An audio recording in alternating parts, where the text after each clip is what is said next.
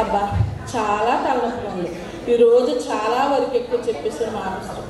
ఈ తలనొప్పి ఎలా పోతుందో ఏంటో.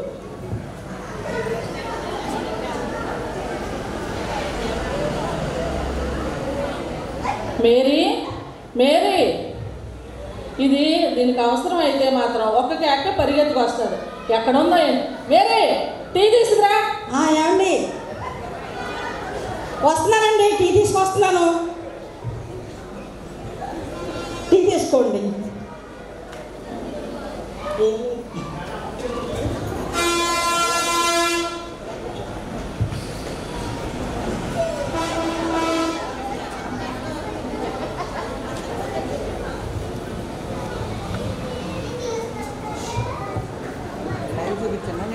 ఏంటండి అలా ఉన్నారు? తలనొప్పిగా ఉంది. ఆఫీస్లో వర్క్ ఎక్కువైపోయింది, చాలా తలనొప్పిగా ఉంది. ఆఫీస్లో టెన్షన్లో మీకే, ఇంట్లో టెన్షన్లో మీకే, బరువు బాధ్యత మీ మీదే ఉన్నాయి. తలనొప్పి రాకపోతే ఏమొస్తా చెప్పండి. ఉండండి, తలనొప్పి కదా.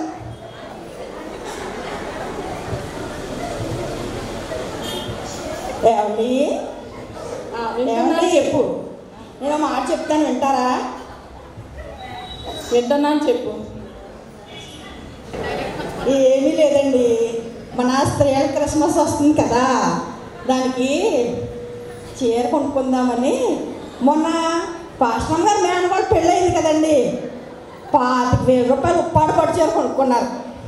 మరేమో మొన్న కరీంగారు అబ్బాయి సూరజ్ పెళ్ళయింది కదా, మన స్త్రీల సమాజం వాళ్ళు అందరూ 15,000 పట్టు చీరలు కట్టుకొచ్చారండి.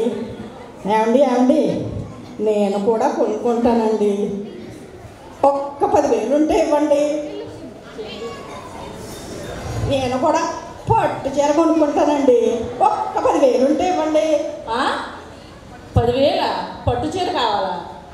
మొన్న 20,000 పట్టుకెళ్ళి షాపింగ్ కానీ పట్టు చీరేనండి. మొన్న 20,000 పట్టుకెళ్ళా చీరలు కానీ, మళ్ళీ ఇప్పుడు 10,000 అంటున్నావు. పాస్టమ్ గారికి ఏంటి? పాస్టమ్ గారు ఎన్నన్నా కట్టుకుంటారు. పాస్టర్ గారు ఒక అరెకరం పొలం అమ్మితే 1,00,000 రూపాయలు చీర కడతారు. అమ్మగారికి ఏంటి? అమ్మగారు ఎన్నైనా కడతారు. మరి కరీం మునిషా గారు అబ్బాయి పెళ్ళికి స్త్రీల సమాజంలో అంటే వాళ్ళు కట్టుకుంటారు వాళ్ళ స్తోమతను బట్టి. నేనెంత, నా జీతం ఎంత? నాకు వచ్చేది 30,000. మీరు చీరలు అంటారు, అవి అంటారు, ఇవి అంటారు, షాపింగ్లు అంటారు. నన్ను విసిగించుకుని అసలు తలనొప్పి వస్తుంది. 20,000 రూపాయలు మీ చెల్లి నేను షాపింగ్కి వెళ్ళి ఖర్చు పెట్టేశామండి, ఒక్క 10,000 ఇవ్వండి, పట్టు చీర కొనుక్కుంటాను. నన్ను విసిగించుకు ఉండమంటావా, వెళ్ళిపోమంటావా? సరే అండి, మీరు కోపంగా ఉన్నట్టున్నారు, మీకు కోపడకండి, మీకు తలనొప్పి ఎక్కువగా ఉన్నట్టుంది. సర్లే, మీకు తర్వాత మాట్లాడతాను. మిమ్మల్ని ఎప్పుడు అడగాలో నాకు తెలుసులేండి.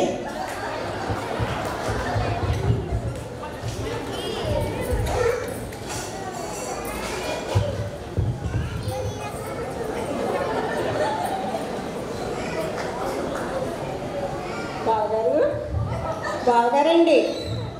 మెర్సీ ఏంటి? అదే అండి, క్రిస్మస్ వచ్చింది కదండి బావగారు, చాలా ఖర్చులు ఉంటాయి కదండి. అదే అండి, కళామందిర్లో చాలా ఆఫర్స్ ఉన్నాయంట. అదే అలాగే సౌత్ ఇండియాలో కూడా చాలా ఆఫర్స్ ఉన్నాయంట. కొత్తగా చెన్నై మాల్ పెట్టారండి, అందులో చాలా ఆఫర్స్ ఉన్నాయంట. పట్టు చీరలు కొనుక్కుందామనేసి డబ్బులు అడుగుతున్నానండి బావగారు. మీ తమ్ముడు ఏమైనా డబ్బులు పంపించారండి? మెర్సీ, పండుగ వస్తుంది నాకు తెలుసు కదా. తమ్ముడు అయితే డబ్బులు ఏమి పంపించలేదు. పండుగ వస్తుంది కాబట్టి తమ్ముడు డబ్బులు ఇచ్చిన వెంటనే నీకు ఇస్తాను. సరేలేండి బావగారు.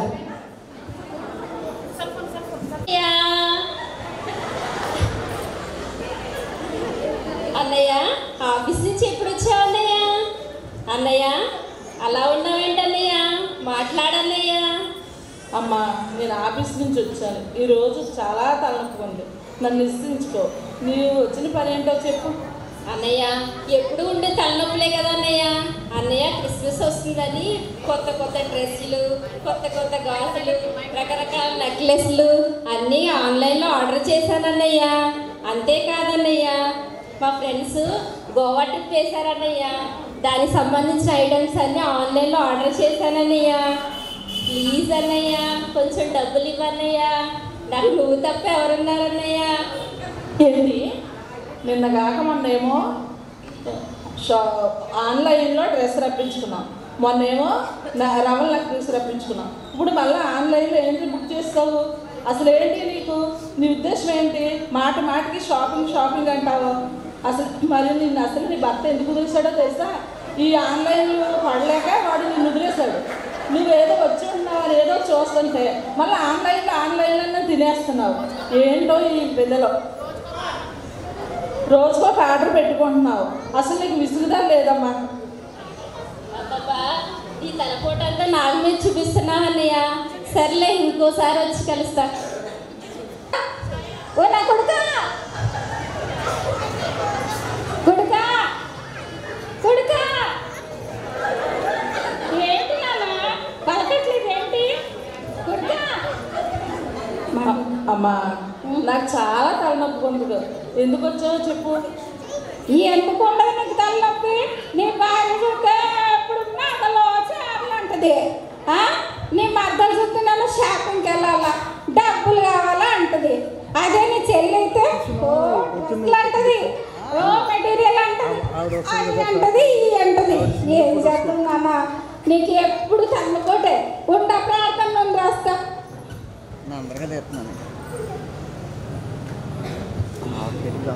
కొడుకా వచ్చాను మాట్రా. చెప్పమ్మా. ఏమనుకోవు కదరా? చెప్పమ్మా, ఏమనుకోవచ్చు. ఏముందిరా, నీ భార్యలాగేమో చీరలు అడగను, నీ చెల్లిలాగేమో మేకప్ మేకలు అడగను, నీ మళ్ళలాగేమో డబ్బులు ఇమ్మని అడగను. కానీ అసలు అన్నది మాట్లాడట్లేదు. ఏ తిప్పుకొని నడుస్తుంది. ఆ పెద్దది ఉందంటే ఓ అసలు డబ్బులు డబ్బులు డబ్బులు అని పడిపోద్ది. ఒరే బాబు, ఆ రెండు నేను చెప్పినట్లు నడుచుకుంటే ఇలాగ ఒక మాట చెప్పురా బాబు. ఏంటి నీకు చీరలు వద్దా, నగలు వద్దా, డబ్బులు వద్దా? కోళ్ళ మీద మాత్రం పెత్తనాలు చేస్తావా? నీలాగైతే లోకంలో కోడళ్ళందరూ కూడా అత్తగారులు ఇలా వేయించుతుంటే బాగానే ఉంటారు. నీకు పెత్తనం కావాలా? చాలు చాలు ఏళ్ళు నన్ను విసిగించుకు. నాకు అసలు తలనొప్పి వస్తుంది. నన్ను ఉండమంటావా? అసలు వెళ్ళమంటావా? నువ్వు వద్దులేరా బాబు, నువ్వే కూర్చొని నేనే లోపలికి వెళ్తా.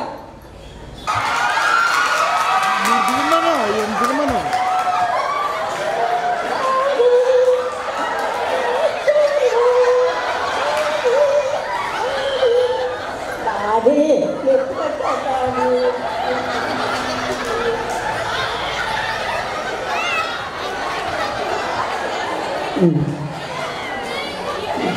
డాడీ ఎప్పుడు వచ్చాడు డాడీ?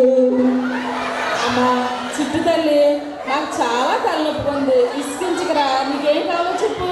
కాదు డాడీ, నేను చెప్పాను కదా, నాకు ఐస్ క్రీమ్ కావాలా, చాక్లెట్లు కావాలా, మరియు బిస్కెట్లు కావాలా, నాకు బొమ్మలు కావాలా అనుకుంటాను. తెచ్చావా డాడీ? తెచ్చానమ్మా. ఐస్ క్రీమ్ ఫ్రిడ్జ్లో పెట్టాను, చాక్లెట్లు ఫ్రిడ్జ్లో పెట్టాను, బిస్కెట్లు ఫ్రిడ్జ్ పైన, బొమ్మలు కూడా ఫ్రిడ్జ్ పైన పెట్టాను. నీకేం కావాలో తీసుకో చిట్టు తల్లి. డాడీ చాలా మంచోడు. నేనంటే ఎంత ప్రేమో మా డాడీకి. డాడీ నేను ఆడుకుంటా వెళ్ళిపోతానే. అమ్మా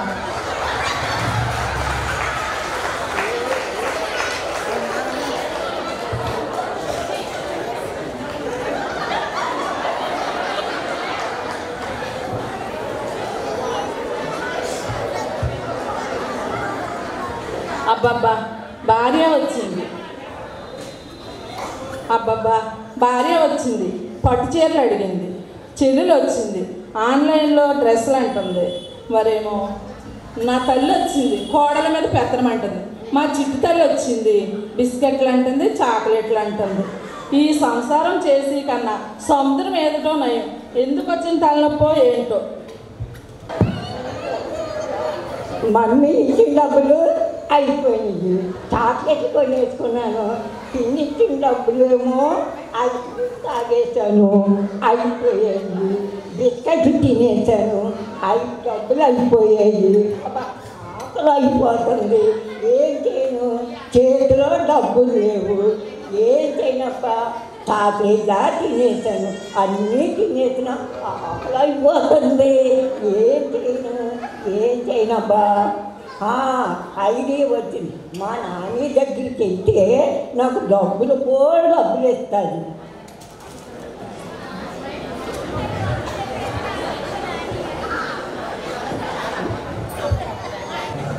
నాని ఏం చేస్తున్నావు నాని? ఏం చేయట్లేదమ్మా. మీ నాన్న ఓ దిగులు అంటున్నాడు, ఓ బాధలు అంటున్నాడు. ఆడి గురించి ఆలోచిస్తుందమ్మా. ఏంటి చెప్పు. నాని మరి నీకు ఒక విషయం చెప్తాను నాని, నాకు డబ్బులు నాని. నా బంగారు తల్లివే నువ్వు, నా బంగారు పండగే నువ్వు. ఏదడిగినా కాదంటానా చెప్పు. ఏంటి డబ్బులు నాని? డబ్బులు ఇస్తే అప్పుడు చెప్తాను నాని. నీకు డబ్బులే కదా, ఇగమ్మా డబ్బులు. మరి నాని నీకు ఒక విషయం చెప్తాను, ఎవరికి చెప్పొద్దు. పిన్నిని మమ్మీని డాడీ డబ్బులు అడిగి షాపింగ్ మార్కెట్ పొద్దు కొనేసుకుంటామని వాళ్ళు అడుగుతున్నారు. డాడీ బాధపడుతున్నారు అంటే నువ్వు చెప్పు వాళ్ళకి. అవునా?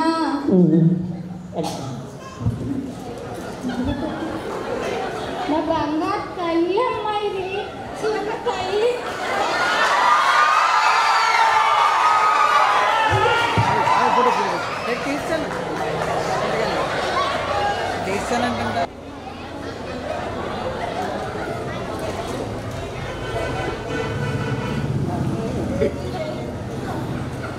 మమ్మీ ఏంటి బంగారు తల్లి? కాదు మమ్మీ, మరి పిన్ని డాడీని చెప్పండి పిన్ని. నాకేమి ఇస్తావు నువ్వు? నీకు ఏం కావాలంటే అది కొంటాం. నువ్వేం చెప్పమ్మా తల్లి? నాకు డబ్బులు కావాలి పిన్ని, నాకు డబ్బులు కావాలి మమ్మీ. డబ్బులు ఎందుకు కానీ నీకు ఏం కావాలంటే కొనిస్తాను. ఏదో చెప్తాను అంటున్నావు కదా, నాకు ముందు డబ్బులు మమ్మీ, తర్వాత నీకు విషయం చెప్తాను. సరే డబ్బులు ఇవ్వు, చెప్పు. మమ్మీ మరి నీకు ఒక విషయం చెప్తాను, నువ్వు ఎవ్వరికి చెప్పొద్దు మమ్మీ. మరి పిన్ని బాబాయ్ డబ్బులు పంపిస్తే డబ్బులన్నీ దాచేసుకుని లారీ దగ్గరికి వచ్చి పట్టు చీరలు కొనుక్కోవాలండి. బావగారు డబ్బులు ఇవ్వండి అని అడుగుతున్నా మమ్మీ, చెప్పు డాడీతోటి. మీ డాడీతో నేను మాట్లాడతానులేమ్మా.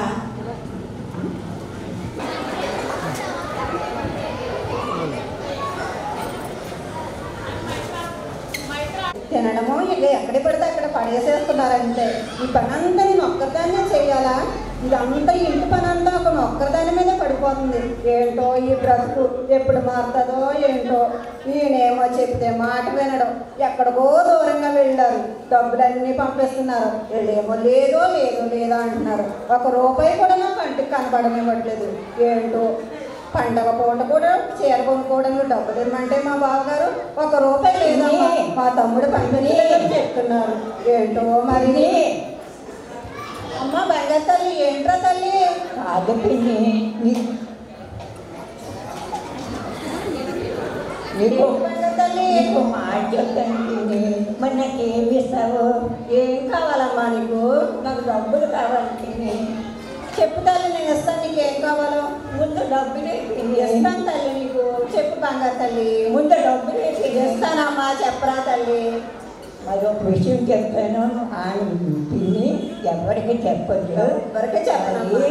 మా మమ్మీ డాడీతోటి మీ మక్కలకి తమ్ముడు డబ్బులు పంపుతుంటే డబ్బులన్నీ వాడేసుకుని బావగారు నేను పట్టు చీరలు కొనుక్కోవాలి, డబ్బులు ఇవ్వని మమ్మీ పిన్ని అడుగుతుందని చెప్పి మా డాడీని అడుగుతుంటే మా మమ్మీ డబ్బులు వస్తున్నా అలాగే ఖర్చు పెట్టేసుకుంటుంది, నువ్వు డబ్బులు ఇవ్వద్దు అంటుంది అని చెప్తుంది మమ్మీ. నేను చెప్పాను నేనంటే మా డాడీ చెప్తుంటే విన్నాను మమ్మీ. అలాగే మా నేను ఏమి చెప్పను. ఇగో డబ్బులు తీసుకుని చాక్లెట్లు కొనుక్కోబాను తల్లి. అత్త నీకు ఒక విషయం చెప్తాను, నాకేమి ఇస్తా? నాకు డబ్బులు కావాలి పిన్ని. అత్త ఆన్లైన్లో ఆర్డర్ పెట్టినామా? నాకెందుకు అత్త, నీకు ఒక విషయం చెప్తాను. మరి మా మమ్మీ డాడీతోటి మీ చెల్లి డబ్బులు అడుగుతుంది, ఆన్లైన్ ఎన్నో డబ్బులు తెచ్చుకుని దాన్ని ఇష్టానుసారంగా ఖర్చు పెట్టుకుంటుంది. మళ్ళీ వచ్చి నేను డబ్బులు అడుగుతుంది. మరి ఎక్కడి నుంచి చేస్తావు డాడీ అని మా డాడీకి మా మమ్మీ చెప్తుంది, మీ చెల్లి అందుకే బట్టలు చేసింది, అది అలా దర్శా కాబట్టి పనులు చేసిన గురించే దానికి ఏమి డబ్బులు వద్దండి మీరు అని చెప్తుంది. మళ్ళీ నేను చెప్పానని ఎవరికి చెప్పండి. అంత దగ్గరే డబ్బులు దగ్గరేసుకున్నాను. ఓళ్ళు డబ్బులు ఉన్నాయి. మా ఫ్రెండ్స్ ఏమో వస్తానని ఫోన్ చేశారు, వాళ్ళకి టీ పార్టీ ఇస్తాను, నా ఇష్టానుసారంగా వాళ్ళకి చాలా మర్యాద చేసి వాళ్ళు పంపించేస్తాను. మిగిలిన డబ్బులతో నేను జలసాగా వాడుకుంటాను. నాకు బోలు డబ్బులు ఇచ్చారు. మా పిల్లి ఇచ్చింది, మమ్మీ ఇచ్చింది, డాడీ ఇచ్చారు, మా అక్క ఇచ్చింది, బోలు డబ్బులు ఉన్నాయి. ఇక నాకు ఎవరు అవసరం లేదు. నేను జలసాగా ఖాళీ చేసి తోడుకోవాలి ఉన్నా అంతే. నా మొగుడు సంపాదన మీద బట్టి నా ఇంట్లో ఉంటూ నా మొగుడికి నాకు మా ఆస్తినంతా ఆర్పేస్తున్నారు. ఆర్పేసి మళ్ళీ పైగా మా మీద సాడీలు చెప్పుకున్నారు. ఏం చేయాలని? నా భర్త దూరంగా ఉండి కష్టపడి డబ్బులు తీసుకొస్తుంటే నా బాబగారు, నా తోటికోడలు, నా ఆడపడుచు, నా అత్తగారు అందరూ ఆత్మార్పణ చేసేస్తున్నారు డబ్బులని. ఏటమ్మా మీ ఆయన ఎక్కడో డబ్బులు పంపుతున్నాడా? నా భర్త కష్టపడి కష్టార్జిత సంపాదించుంటే ఉదయం పొద్దున 9 గంటలకు వెళ్తున్నాడు, రాత్రి 6 గంటలకు వస్తున్నాడు. ఆఫీస్ పని చేసి కుటుంబాన్ని అంతా పెంచుతుంటే మీరు డబ్బులు పంపుతున్నారు అంటున్నారా? నా భర్త ఎక్కడో కష్టపడి పని చేసుకుని వస్తుంటే డబ్బులు పంపిస్తూ ఉంటే మీరు ఇలాగా ఖర్చు పెట్టేస్తున్నారు. ₹1 అయినా నాకు కనబడినట్టున్నారా? మా బాబుగారిని ఏమన్నా అడుగుతుంటే ₹1 కూడా ఏమన్నా అంటున్నాడు.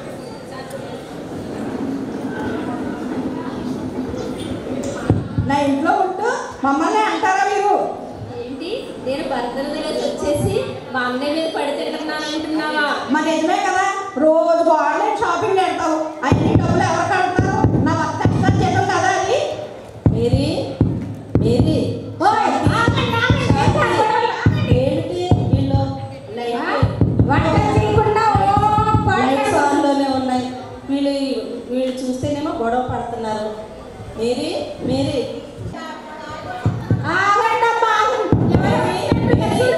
శాంతి శాంతి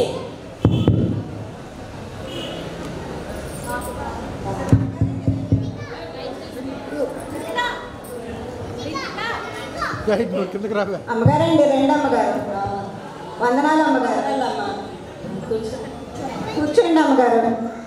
అమ్మగారు వందనాలండి. వందనాలమ్మా. ఏంటమ్మా ఇందాక నుంచి తలుపు పడుతున్నాను, లైట్ ఆన్లోనే ఉంది, మాట వినిపిస్తున్నాయి కానీ ఒకలో మాట్లాడతలేదు. ఏం జరుగుతుందమ్మా?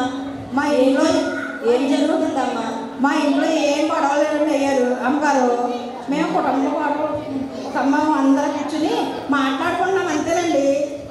ఏయో కుటుంబ సమస్యలు అమ్మగారు. ఇవి గారు ఉన్నారా అమ్మా? ఆఫీస్కి వెళ్ళారా? ఉన్నారండి, తలనొప్పి వస్తుందని లోపల రెస్ట్ తీసుకుంటున్నారు.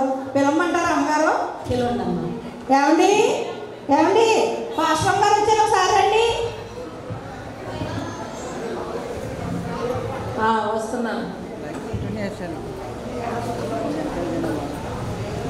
అమ్మగారండి వందనాలండి. అమ్మగారండి వందనాలు. ఇవి ఏంటి ఎలా ఉన్నావు? ఈ మధ్య కనిపిస్తలేదు. కూర్చోండి.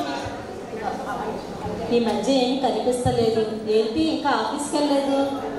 అమ్మగారండి ఏం చెప్పనండి, ఇప్పటి వరకు మీరు చూస్తారు కదా మా ఇంట్లో ఎంత గొడవ. అత్తగారికి కోడలు పడతలేదు, ఆడపడిచి వదిలిగారికి పడట్లేదు. మా ఇంట్లో సమాధానం లేదు, ప్రేమ లేదు, అంతా కోపం క్రోధంతో ఉన్నారండి.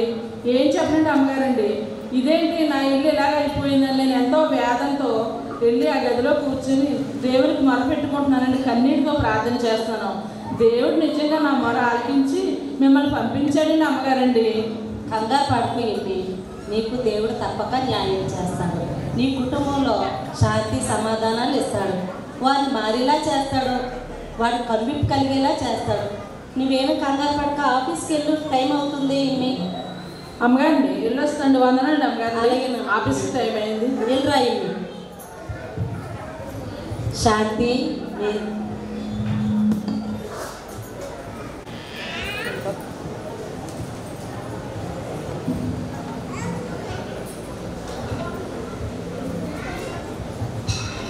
స్కిట్ అయిపోతుందండి. ఒక్క 10 minutes కూడా టైం పట్టదు. దయచేసి అందరూ ఉండాలని మనవి చేస్తున్నాం. శాంతి, మేరీ, ఏమిటమ్మా ఈ గొడవలో? మీ గురించి, మీ కుటుంబం గురించి చర్చిలో గొప్ప పేరుందమ్మా. మీరు స్త్రీ అంటే ఏంటి?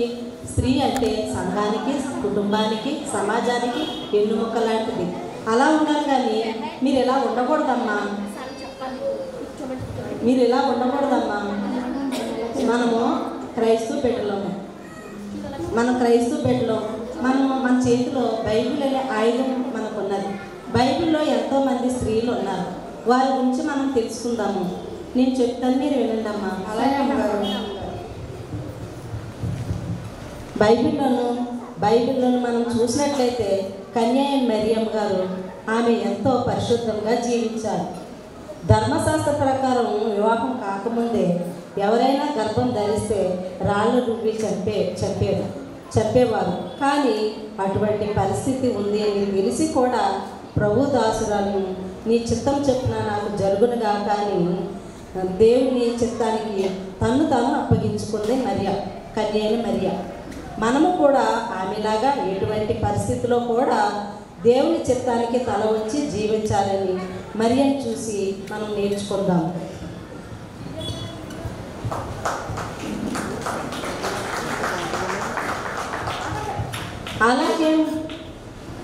అలాగే అన్నగారు మనం జ్ఞాపకం చేసుకుంటే ఆమె చాలా ప్రార్థన పర్రాలు, ఆమె గొడ్రాలు అయినప్పటికీ ప్రార్థించి ఒక కుమారుని సంపాదించుకుంది. ఎవరు ఎన్ని నిందలు వేసినా, ఎన్ని మాటలు మాట్లాడినా ఆమె దేవుని మీద విశ్వాసంతో ఒక కుమారుని కన్నట్లుగా మనం గ్రహించవచ్చు. ఆమె వలె మనము కూడా ప్రార్థన ద్వారా ఎటువంటి పరిస్థితినైనా జయించవచ్చని మాత జీవితంలో నేర్చుకోవచ్చు.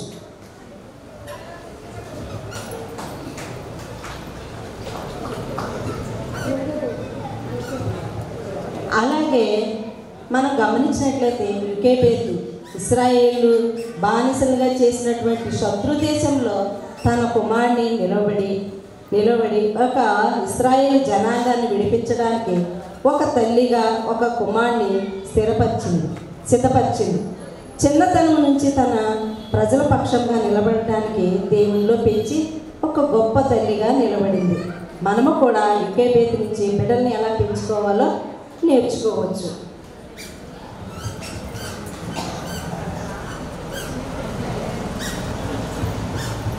అలాగే మనం గమనించినట్లయితే అబిగయలు గురించి మనం ఆలోచించినట్లయితే భర్త దుర్మార్గుడైపోయి దావీదుకు వ్యతిరేకంగా దుర్మార్గుడుగా ఉన్న పరిస్థితిలో ఆమె తన భర్త నిమిత్తం పశ్చాత్తాపపడి పాపములను ఒప్పుకొని సమయస్ఫూర్తితో తన కుటుంబాన్ని కట్టుకునే వ్యక్తిగా ప్రయత్నం చేసినటువంటి వ్యక్తిగా మనం ఆమెను జ్ఞాపకం చేసుకునవచ్చు. మనము కూడా అబిగయలు వలన కూడా సమయస్ఫూర్తి కుటుంబాన్ని ఏ విధంగా రక్షించుకోవాలో, దేవుని దగ్గర ఎలా క్షమాపణ పొందుకోవాలో అని ఆమె జీవితం నుంచి మనం తెలుసుకునవచ్చు.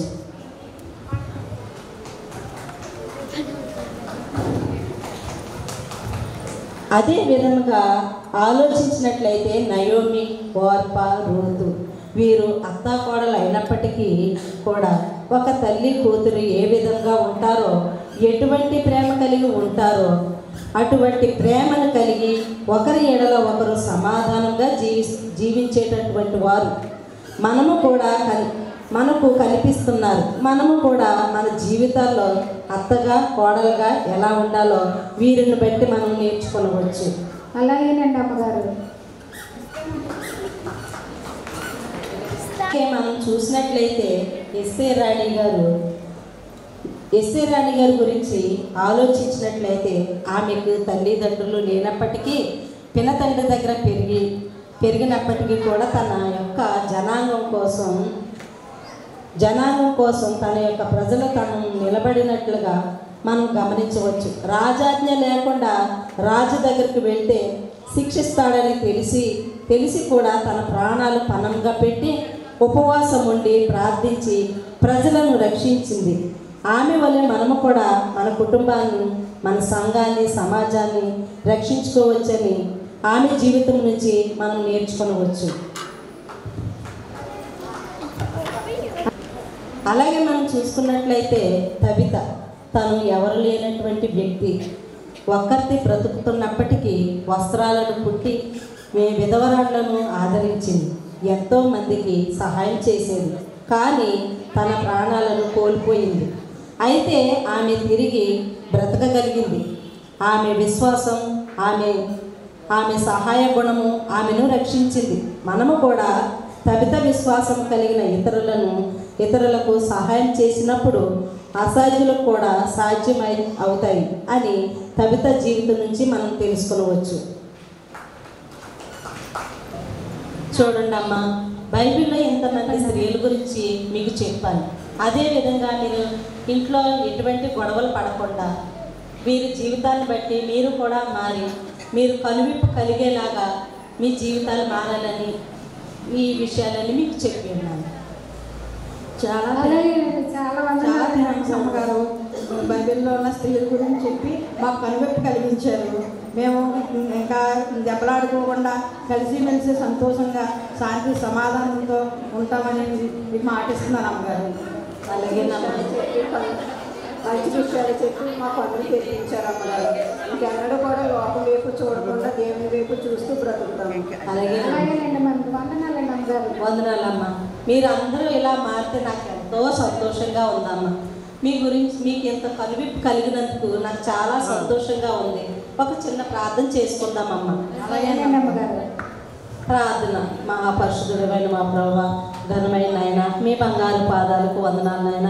ఇదిగో ప్రభువా గారు నాయన, ఎమ్మి గారి కుటుంబంలో చేరి ప్రభువా ఈ విధంగా ప్రార్థించగా కుటుంబంలో సమస్యలన్నీ తీర్చినందుకు మీకు వందనాలు తండ్రి. బిడ్డలందరికీ నాయన కనువిప్పు కలిగేలా చేసినందుకే మీకు వందనాలు చెల్లించుకుంటూ శాంతి సమాధానాలు దయచేయమని యేసు నామమున అడుగుతున్నాం తండ్రి, ఆమేన్. చూసారు కదండి, ఇప్పటి వరకు బైబిల్ అనే ఆయుధం మన చేతుల్లో ఉంది. స్త్రీ అంటే ఈ సంఘానికి, ఈ సమాజానికి, ఒక కుటుంబానికి ఒక వెన్నెముక. ఈ యొక్క స్త్రీల క్రిస్మస్ సందర్భంగా స్త్రీ ఏ విధంగా ఉండాలనేది బైబిల్ ద్వారా కొన్ని విషయాలు నేను చెప్తున్నాను. క్రిస్మస్ అంటే మనకు నచ్చినటువంటి వస్త్రాలను కొనుక్కోవడము, లేదంటే నచ్చిన గిఫ్ట్లు తీసుకోవడము, లేదంటే బంగారం తీసుకోవడము కాదు. కానీ మన యొక్క జీవితంలో రక్షకుడిని అంగీకరించి ఆ రక్షణలోనికి మన కుటుంబాన్ని నడిపిస్తూ అనేక కుటుంబాలని తయారు చేయాలని మా యొక్క ఈ చిన్న ప్రయత్నం. యూత్ బిడ్డలందరూ కూడా పైకి రావాలని ప్రేమతో ఆహ్వానిస్తున్నాను. 80 సంవత్సరాల వయసులో దేవుని నామాన్ని మహింపరచడానికి 90 సంవత్సరాల వయసులో మరి డైలాగ్ అన్ని చూడకుండా చెప్తూ దేవుని నామాన్ని మహిమపరుస్తూ చక్కగా ఈ క్యాచ్ చేశారు.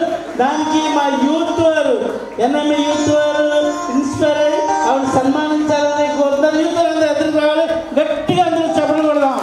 దేవుని నామాన్ని మహిమపరచడానికి, దేవుని సేవలో దేవుని పనిచేయడానికి యూత్ వారు ఇన్స్పైర్ అయ్యి ఎదురుకొచ్చారు. యూత్ వారు కూడా ప్రత్యేకంగా ఉందని తెలియజేస్తున్నారు. అసలు గట్టిగా చెప్పడం కొడదాం అందరూ.